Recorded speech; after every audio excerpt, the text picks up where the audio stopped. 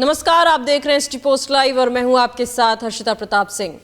बिहार की राजनीति में इस वक्त की सबसे बड़ी खबर जुड़ी हुई है जनसुराज के संस्थापक प्रशांत किशोर से, जिन्होंने आज बेल लेने से इनकार कर दिया है और जेल जाना स्वीकार कर लिया है। हम आपको लगातार तस्वीरें दिखा रहे हैं। आज सुबह 4 बजे करीब पुलिस पहुंचती है वहां जहां प्रशांत किशोर आमरण अनशन पर लगभग 4 दिनों से बैठे हुए थे। झड़प होती है, लेकिन प्रशांत किशोर को वहां से उठाया जाता है।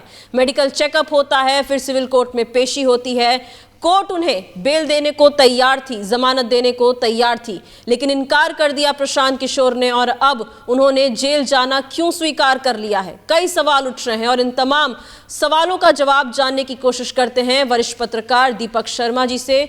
दीपक जी, प्रशांत किशोर जिन्हें बेल दी जा रही थी, जमानत दी जा रही थी, लेकिन मना कर देते हैं और अब न्यायिक हिरासत में जाने को तैयार हैं, जेल जाने को तैयार हैं, क्यों? प्रशांत किशोर ने राजनीति का मास्टर स्ट्रोक चल दिया है और प्रशांत किशोर अब यह साबित हो गया कि प्रशांत किशोर अब माहिर राजनेता हो गया। अगर प्रशांत किशोर यह बेल ले लेते और निजी मुचलके पर रिहा होना स्वीकार कर लेते तो प्रशांत किशोर यहाँ मात खा जाते। प्रशांत किशोर ने जेल जाना स्वीकार कर लिया है और यह उनका मास्टर स्ट्रोक है। अब देखिए, पूरा आंदोलन अब तेज होगा। अब सवाल सिर्फ बीपीएससी री एग्ज़ाम का नहीं है।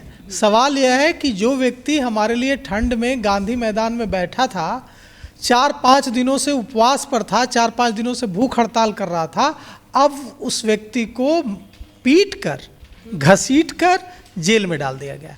पीटते हुए ले जाया गया, मारा गया, घसीटा गया और जेल की सलाखों के पीछे डाल दिया गया। यह काम प्रशांत किशोर बाहर रहते हुए नहीं कर सकते थे। इतना बड़ा मैसेज, अभी देखिए हमारी सहयोगी बता रही थी कि सहरसा में छात्रों ने मार्च निकाला है, पहुंच गया आंदोलन जिलों में।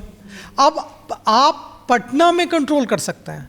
अगर हर गांव-गांव में, हर कस्बों में, हर जिलों में आंदोलन शुरू हो जाएगा, आप कहां-कहां पुलिस लगाएंगे, कहां-कहां लाठियां चलवाएंगे? तो यहां पर प्रशांत किशोर ने मास्टर स्ट्रोक जो चला है उसका जवाब अब सरकार कैसे देती है यह देखना होगा। लेकिन देखिए अब क्या होता, अगर प्रशांत किशोर बाहर आते तो उनको कहीं और जाकर गर्दनी बाग में या कहीं भी जाकर अपना आमरण अनशन जारी रखना पड़ता, या फिर दूसरे तरीके से आंदोलन को आगे बढ़ाना पड़ता। अब प्रशांत किशोर जेल में हैं और जो छात्र हैं, जो छात्राएं हैं, जो आम लोग हैं, वो इस आंदोलन को आगे बढ़ाएंगे। हालांकि प्रशांत किशोर के पास अभी भी ऑप्शन है।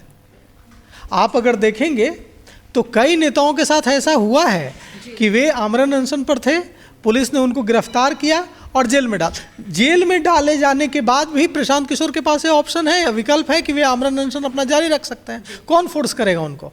अगर पुलिस उनको क्या कर सकती है? पुलिस उनको जेल डाल सकती है, हम जेल में डाल सकती है। हमारे पास उदाहरण है, शहीद आजम भगत सिंह को ने जेल में कितनी लंबी भूख हड़ताल की थी।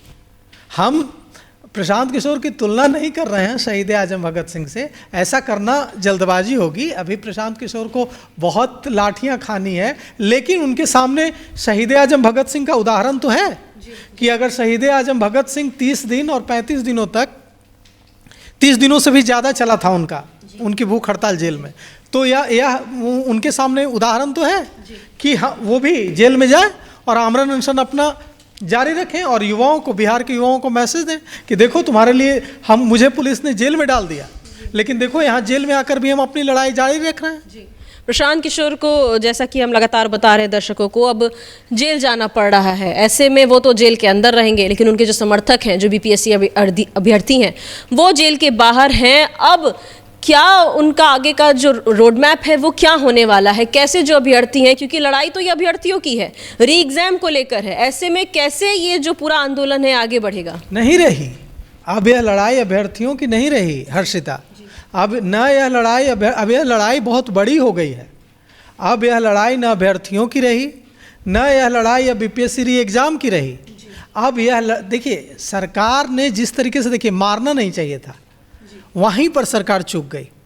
आप उठा ले जाते, आप कहते कि विधि व्यवस्था का संकट बन रहा था, विधि व्यवस्था की चुनौती बन रही थी, हमें विधि व्यवस्था के लिए उनको उठाकर, या आप यही कह देते कि उनकी जान को खतरा था, जैसा कि रोज डॉक्टर बता रहे थे कि इनको खतरा हो सकता है, ब्रोंकाइटिस है, चेस्ट में ब्रोंकाइटिस है, ठंड लग रही है, ठंड असर दिखा रही है, खुले में बैठे हैं, भूखे बैठे हैं, तो इनकी जान को खतरा हो सकता है, यही कह के ले जाते।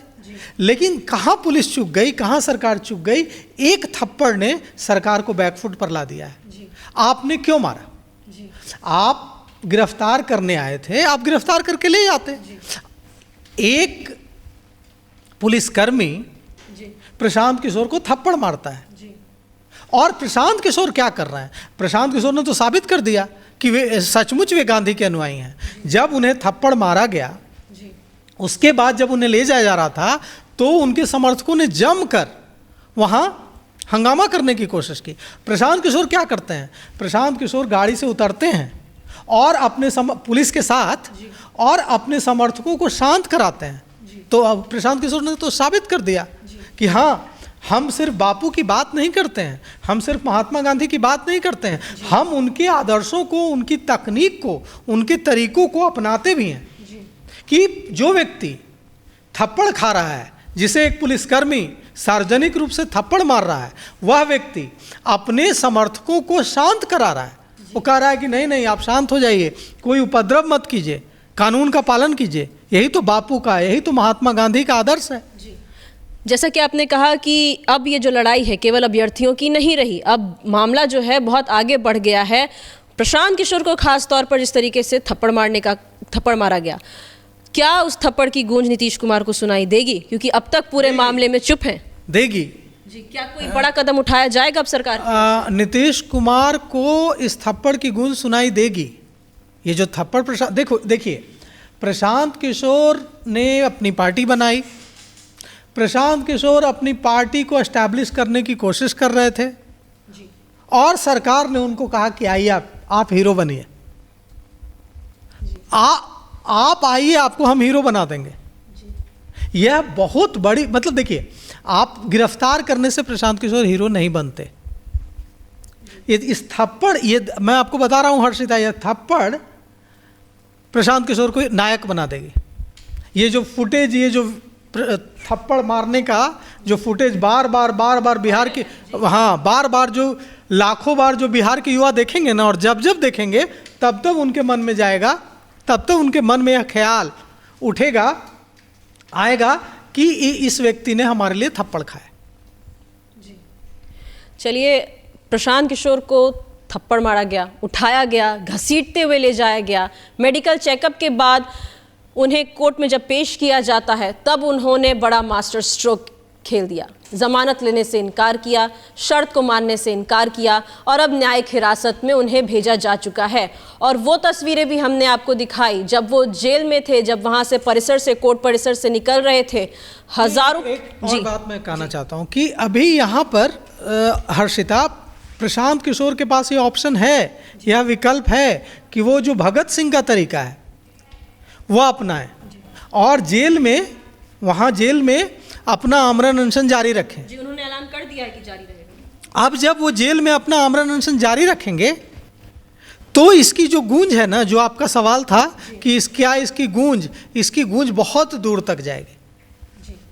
चलिए, प्रशांत किशोर को जो आज थप्पड़ मारा गया है, उसकी गूंज बहुत दूर तक जाने वाली है। नीतीश कुमार को कितनी सुनाई देती है, क्या आप जवाब देते हैं? किस तरीके से ये जो आंदोलन है, प्रदर्शन है, अब मामला केवल छात्रों का नहीं रहा, आगे बढ़ चुका है, हाथ से निकल चुका है कहीं ना कहीं सरकार के। अब ऐसे में सरकार इसको लेकर क्या कदम उठाती है, क्या कहती है? दूसरी ओर जो अभ्यर्थी हैं, जो जनसुराजी हैं, प्रशांत किशोर के समर्थक हैं, जो हजारों की संख्या में आज कोर्ट परिसर पहुंच गए थे, वो किस तरीके से उनके इस आंदोलन को आगे बढ़ाते हैं, ये देखने वाली बात होगी। फिलहाल इस खबर में इतना ही। आप आगे की खबरों के लिए देखते रहिए HD पोस्ट लाइव। धन्यवाद।